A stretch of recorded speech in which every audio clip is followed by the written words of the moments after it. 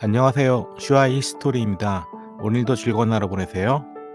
안녕하세요. 이번 영상은 미국 대선에서 트럼프가 대통령에 당선된 후 중동 지역의 정세에 대하여 알아보도록 하겠습니다.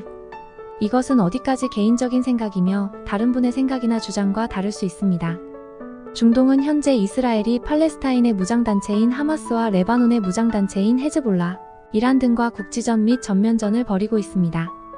물론 현재 벌어지고 있는 이스라엘과 하마스 전쟁의 최근 이유는 하마스가 이스라엘 국민들을 죽이고 인질을 납치하는 과정에서 발생한 것이지만 이스라엘 총리 베냐민 네타냐후는 하마스와의 전쟁을 통해 떨어진 지지율을 올리며 정권을 유지하기 위해 전쟁을 계속하고 있습니다. 이스라엘은 미국의 지원 하에 많은 최첨단 무기를 공급받으며 자신들에게 위협이 되는 존재를 이 기회에 클리어하려 하고 있습니다. 현재 미국의 대통령인 바이든으로부터도 엄청난 지원을 받고 있지만 바이든보다 트럼프와 더 케미가 좋기 때문에 물 만난 고기같이 공세의 수위를 더욱 높이고 있습니다.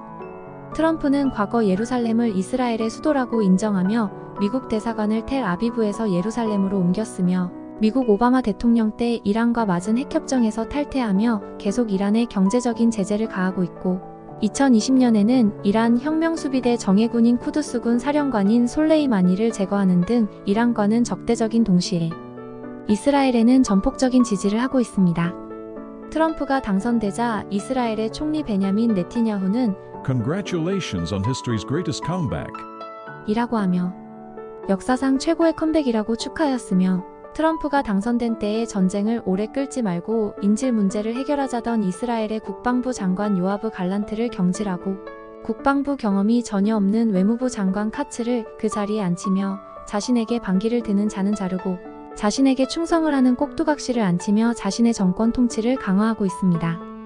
미국 내에서는 유대인의 파워가 정계, 재계, 문화계 등 구석구석 영향을 끼치고 있으므로 역대 미국 대통령은 항상 이스라엘을 보호하고 지지하고 있습니다만 트럼프는 사위가 유대인이라서 그런지 모르겠지만 역대급으로 이스라엘을 지지하고 있는 상황입니다.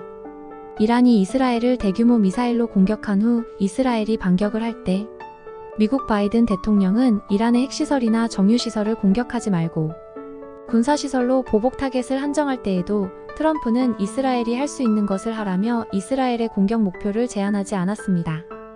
트럼프가 대통령에 당선된 후 네타냐후에게 자신이 내년 1월 대통령 임기가 시작되기 전에 중동 전쟁을 마무리하라고 하였기 때문에 이스라엘은 현재 헤즈볼라의 무차별 공격을 가하고 있습니다. 사실 팔레스타인을 지지하는 무장 정파 중 하마스는 거의 제압이 되었고 헤즈볼라도 상당히 무력화가 되었습니다. 11월 17일에는 이스라엘이 레바논 중심부를 공습하여 헤즈볼라의 대변인 아피프가 사망하였습니다. 아피프 대변인을 끝으로 헤즈볼라는 대중적 인지도를 가졌던 주요 수뇌부 인사들을 모두 잃었습니다.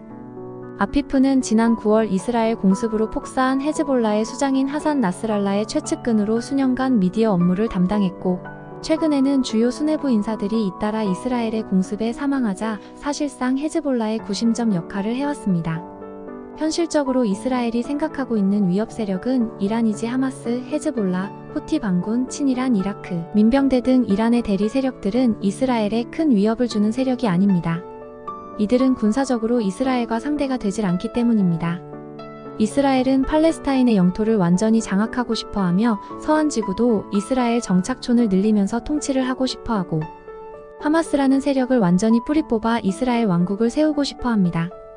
네타냐후가 자신의 통치 기간을 늘리고 싶어하기 때문에 하마스와의 전쟁을 계속 지연하고 있고 헤즈볼라도 유엔 평화군이 막아준다는 보장을 하지 못한다면 계속 공격하겠다는 논리를 내세우며 전쟁을 끝내지 않고 있습니다. 최근 이스라엘은 미국 대선 전에 이란의 군사시설에 전투기를 100대 이상 보내 공격하였으나 이란은 미국 대선 후에 이스라엘을 반격할 것이라고 이야기할 뿐 아직 공격을 못하고 있습니다. 왜냐면 이란과 관계가 안 좋은 트럼프가 당선이 되었기 때문에 어떻게 해야 할지 고민을 하고 있는 것으로 보입니다. 이란은 현재 미국으로부터 경제 제재를 받고 있어 경제가 무척 어려운 상황입니다.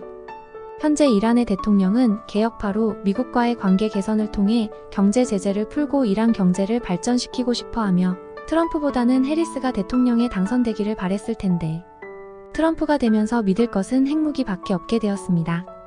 이란이 핵무기를 갖는 것은 미국, 이스라엘뿐만 아니라 중동 국가들도 원하지 않고 있습니다. 이란이 핵무기를 갖게 되면 사우디도 핵무기를 개발하겠다고 하였으며 사우디뿐만 아니라 주변국으로 확산이 되고 우리나라, 일본, 대만도 핵무기를 개발할 가능성이 매우 높기 때문에 간단한 문제가 아닙니다. 트럼프가 대통령에 당선이 되고 이스라엘에 자신의 취임 전 전쟁을 끝내라고 하였고 이스라엘이 할 수 있는 것을 하라고 하였기 때문에 이스라엘은 현재 이란의 핵시설 공격도 생각하고 있는 상황입니다.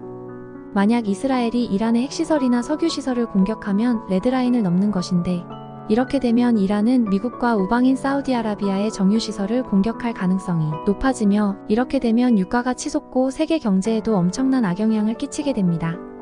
만약 이렇게 전쟁이 확산되고 이란과 미국이 맞붙는다면 이란은 미국과의 전쟁에서 이길 승산이 희박하고 의지하고 싶은 러시아도 우크라이나 전쟁 때문에 이란을 지원할 여력이 없기 때문에 이란은 자칫하면 자멸할 수도 있으므로 이러지도 저러지도 못하는 상황에 빠질 것입니다. 이스라엘은 이란을 이참에 굴복시키고 미국도 이스라엘이 이끄는 중동 정세를 원하고 있습니다. 이렇게 이스라엘이 원하는 그림으로 만들 수도 있지만 문제는 이스라엘의 무차별 공격으로 수많은 민간인들이 희생되고 있다는 점입니다. 이스라엘이 미국 말을 잘 듣지도 않지만 이스라엘을 설득할 수 있는 국가도 미국밖에 없어 보입니다. 이스라엘은 결국 미국이 무기를 공급하지 않거나 이스라엘을 향해 날아오는 미사일을 요격해 주지 않는다면 이스라엘도 많은 피해를 볼 수밖에 없습니다. 이스라엘의 방공 요격망인 아이언돔도 실제로 많은 미사일을 동시에 모두 방어할 수 없으며 극초음속 미사일 같은 최신 미사일은 요격하기 어렵다고 합니다. 이스라엘과 팔레스타인 문제는 역사적으로 오래전부터 얽혀 있으며 세계 1차 대전 후 영국의 이스라엘과 팔레스타인에 대한 이중계약과 종교적인 갈등, 정치 문제로 인해 현재까지도 어려운 상황이 지속되고 있습니다.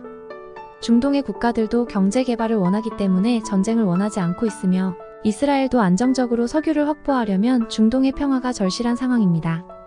트럼프는 비즈니스맨이고 미국의 국익이 가장 중요한 사람입니다. 그렇기 때문에 다른 나라의 전쟁에 개입하고 싶어 하지도 않습니다.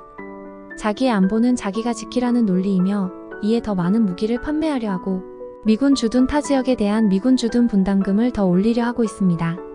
현재 미국은 이스라엘에 무한정으로 무기를 퍼주고 있습니다만 트럼프가 과연 전쟁을 계속하도록 무기를 퍼주고 지원할 것인지에 대해서는 지켜보아야 할 것입니다. 중동의 상황은 실질적으로 미국과 이란의 싸움입니다. 사실 미국과 이란은 싸움이 되지 않을 것 같지만 중동 지역의 악의 축이며 이슬람 시아파의 맹주인 이란이 종교적으로 큰 영향을 차지하고 있는데 이스라엘의 행동을 보고만 있자니 위신이 안 서고 중동의 큰형님으로서 역할을 해야 하기 때문에 최고 종교 지도자가 어떤 결단을 내릴지가 가장 큰 문제라고 보여집니다. 이란은 과거 페르시아 제국의 마지막 왕조인 팔라비 왕조까지만 해도 친미적이었고 이스라엘에 석유를 공급하기 위해 파이프라인을 설치할 정도로 사이가 좋았습니다.